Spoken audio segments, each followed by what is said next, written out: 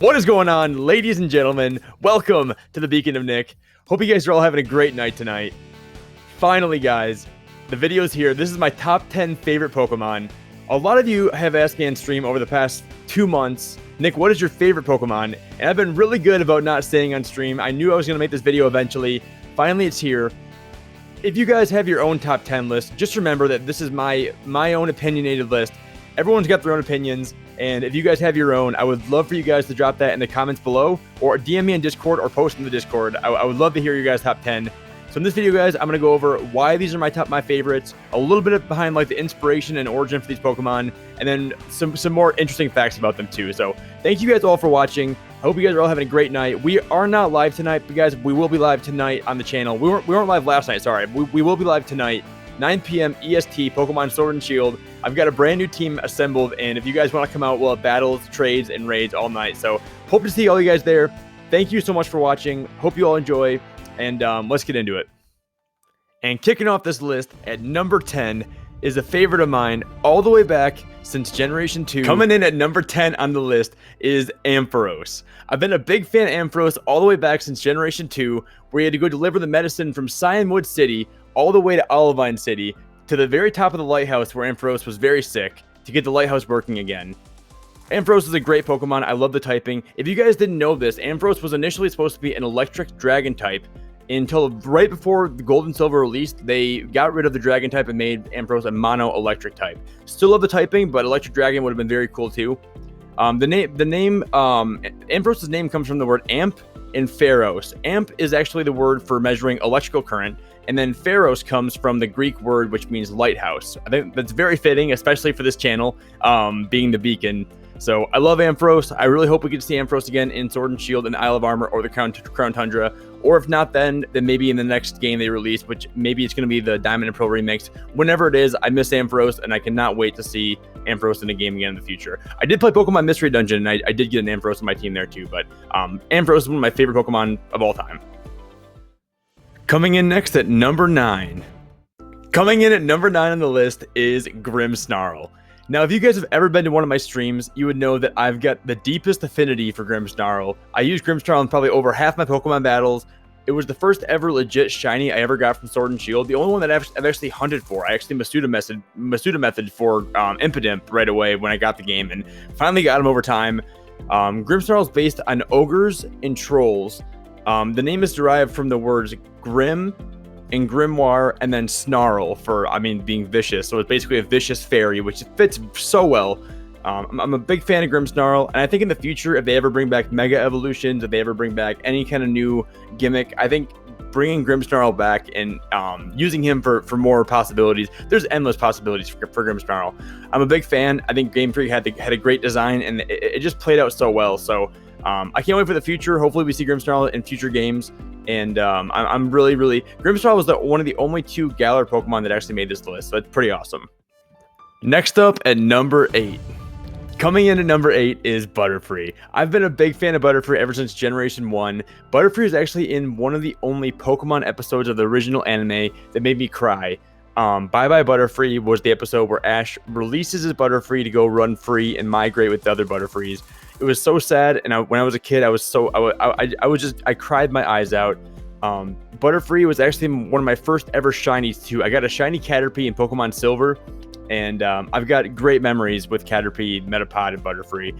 I think they're amazing Pokemon. Butterfree comes from the names Butterfly and Free. Pretty simple, pretty easy to understand. Not a whole lot of complexity there, but great Pokemon. And I'm so happy that Butterfree got a G-Max form in Sword and Shield after not getting a Mega. I think Butterfree should have got a Mega Evolution, but at least Butterfree got a G-Max form. So I love Butterfree, and I probably always will. Coming in at number 7. Coming in at number 7 is Heracross. I've been a huge fan of Heracross ever since Gen 2 after headbutting a tree and having Heracross as a wild encounter. I fell in love with them right away. You guys might notice a theme on this list. There's a lot of fighting types. I'm a big fan of fighting types, and I also love bug types too, so Heracross fits both. If you guys didn't know, Heracross is based on the rhinoceros beetle, and they're very synonymous with fighting, so it kind of fits that he's a fighting type as well. And his name comes from the word Hercules and the word cross, Hercules is a Roman hero and a god, and the word cross is basically means fighting. It's one of the definitions of it. I'm a big fan of Heracross. I was really bummed when Heracross wasn't announced for the Isle of Armor and the Crown Tundra after not being announced for the main game, Pokemon Sword and Shield. But hopefully, whatever game comes next, if it's the Diamond and Pearl remix, whatever it is, hopefully we see Heracross again in a game very, very soon. I love Heracross, and I'm sure I'm going to love Heracross and for the long-term future. Coming in at number 6. Coming in at number 6 is Flygon. I've been a huge fan of Flygon ever since my first playthrough of Sapphire when I was a lot younger, and every time I played through Emerald, Sapphire, Alpha Sapphire, I've always had Flygon on my team. I don't think I'll ever play through Gen 3 and not use Flygon. Flygon is one of the most elegant and intimidating Pokemon I've ever seen in my entire life. I love the entire evolutionary line. Flygon's actually based on dragonflies. Dragonflies are also considered to be sand dragons, which really fits with the ground and the dragon typing of Flygon. I don't understand. I'm so curious. Flygon's never got a G-Max, never got a Mega, never got a regional variant. I think we need more Flygon love in the world, and I hope in the future, whether it's maybe in the Isle of Armor, Crown Tundra, that's kind of a stretch, or the next game, which is Generation 9, please Game Freak, please do more with Flygon. There's a lot of potential there. I know Game Freak did say that they didn't have a Mega that would fit Flygon, so they kind of scrapped the idea. So hopefully in the future we get some more Flygon love. Big fan of Flygon. Next up at number 5. Coming in at number 5 is Sceptile. Now, I haven't always been a big fan of Sceptile. It wasn't until about 3 years ago when I played Pokken Tournament Deluxe that I really fell in love with this Pokemon. When I was younger, I actually picked Swampert and Blaziken way more often than Sceptile. And now when I played Omega Ruby, Alpha Sapphire, I pick Sceptile every single time. I love Sceptile. It's actually the first ever bipedal grass starter, meaning it walks on 2 legs, where Meganium and Venusaur both walked on 4 legs. It is based on a tree gecko and a dinosaur that used to exist called the Dilophosaurus. It also has some ninja inspirations. The name actually is derived from scepter, reptile, and deceptive, which is a very intricate and really cool name. I think Sceptile is a very fascinating Pokemon. I want to see more love. Hopefully we get it back in the Isle of Armor. I'm also a very, very big fan of the Mega Evolution, which is a grass and dragon type. Sceptile is one of my favorite of all time. I kind of wish that Sceptile's regular typing was grass dragon, but I'll take it in the Mega anyways. Next up at number 4. Coming in at number 4 is Kommo-o. Now, I've been a big fan of Kommo ever since Generation 7, where it was first introduced in Pokemon Sun and Moon. My first ever Jangmo-o, which is the pre-evolution of Kommo-o, was a shiny. And when I got the shiny, I lost my entire mind. It was the craziest day. I couldn't believe it. It was a full odd shiny. My first ever Jangmo encounter. I love how late game you find Jangmo. It's a great Pokemon. I love the design. I love the typing. Dragon fighting is actually it's one of my favorite typings ever. I love dragon fighting, bug, and water Pokemon. And the fact that Kommo covers 2 of those typings makes me insanely happy. Kommo is based on the theropod dinosaur and also the Komodo dragon, both of them actually. And it's also got some samurai and Hawaiian tribal warrior inspiration as well. I was a big fan of the Clangorous Soul Blaze Z move, and I'm so bummed that Kommo didn't get a G-Max in Sword and Shield. I was really hoping it was. I was telling everybody, I'm like, Kommo is definitely getting a G-Max. Unfortunately, it did not happen yet, but maybe in the DLC, but hopefully, if not in the future, hopefully Game Freak does a lot more with Kommo. I'm a huge, huge fan. Next up at number 3. Coming in at number 3 is Decidueye. I've been a big fan of Decidueye ever since Pokken Tournament Deluxe. One of my mains in that game is actually Decidueye. Empoleon and Decidueye are both 2 of my mains in that game. When I first played through Sun and Moon, I was actually not the biggest fan of Decidueye. It wasn't until later on I started getting more of a fondness for him, and I just really honestly love the origins. The more I dig into him, the more I like him. As you can see, I have a Rowlet plush back here. How can you not love a grass archer owl?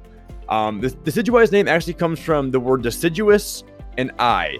Deciduous can actually mean to shed or to fall off, or to, in a loose term, to die. And if you put the words die and eye together, dead aim, can kind of mean like a very, very direct, precise shot, which he's an archer as well. Deciduous trees also lose their leaves every single year, which is also what Decidueye uses for the arrows that he shoots. And Decidueye is also based on the Puyo owl, which in Hawaiian lore is believed to be the physical manifestation of ancestral spirits. Love the Decidueye. I cannot wait to see what the future has in store. I'm glad we got him in Sword and Shield. I need to use him more on my teams, but I'm a big fan. And taking the number 2 spot. And taking the number 2 spot is Empoleon. I've been a big fan of Empoleon ever since Gen 4. He's my favorite starter of all time, hands down, no doubt. I've got so much love in my heart for this Pokemon. As you can see, my Piplup plush right here. I love him so much. The Water Steel typing is amazing. I love the moveset. I love everything about him. It kind of pains me to not have Empoleon number 1. It surprises me too. Empoleon's everything from my main in Pokken Tournament Deluxe. He's great. I love him. But in terms of his lore and his origins, he takes inspiration from Napoleon and Poseidon. He's even got the trident on his head. And he's also based on the Emperor Penguin, which I love penguins. I've always been a penguin fan. And if you kind of go back in history, there was generals like Napoleon and everybody who were said to have hearts of steel, and that may or may not play into the typing. But I love Empoleon. I hope we get the Diamond and Pearl remix, and maybe that'll make my love for Empoleon grow even more, and maybe take home the number 1 slot. But for now, Empoleon is number 2.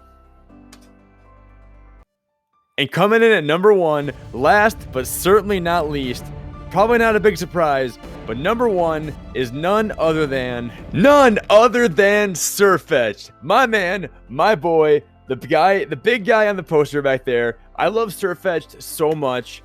Ever since Sirfetchd got announced in the trailer for Pokemon Sword and Shield, I knew Sirfetchd was going to make it on my team. I knew I was going to love him. And I think I've grown to love Sirfetchd more than I even thought I was going to. If you guys look on the main page of YouTube, me and Sirfetchd, this Pokemon might always be my favorite Pokemon of all time. Hopefully he makes it into future games. Hopefully they keep him around, even though he is just a Galarian form. I love the moveset. I love the typing. Mono fighting, I think it's great. It works so well. I'm just a huge fan of this Pokemon, and I'm just super passionate about Sirfetchd. So actually, if you guys didn't know, Sirfetchd is based on the mallard duck, like Farfetch'd, but this is more of the UK variety.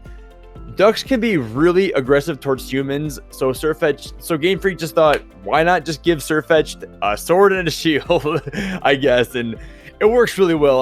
I'll give him that for sure. I love it very much. The most surprising thing about Sirfetchd that most people might not know is that Sirfetchd is 2'7", but weighs 257 pounds. Which is like even more than I weigh by 30. Like, that's like 40 pounds more than I weigh, and he's 2'7". Pretty terrifying, but Sirfetchd will probably always be my favorite Pokemon. If he's not surpassed by Empoleon or something, anything's possible. But I think for the foreseeable future, Sirfetchd will be holding the number 1 spot. Thank you guys so much for watching.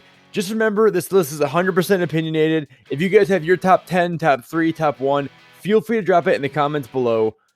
Thank you guys for all the insane support over the past 3, 4, 5 months. It blows me away every single day.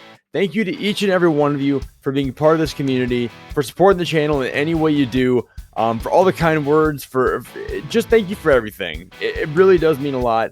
If you guys have any feedback for the video, please feel free to post in the comments below. We're going to be live tonight on the channel, Pokemon Sword and Shield. Big stream planned.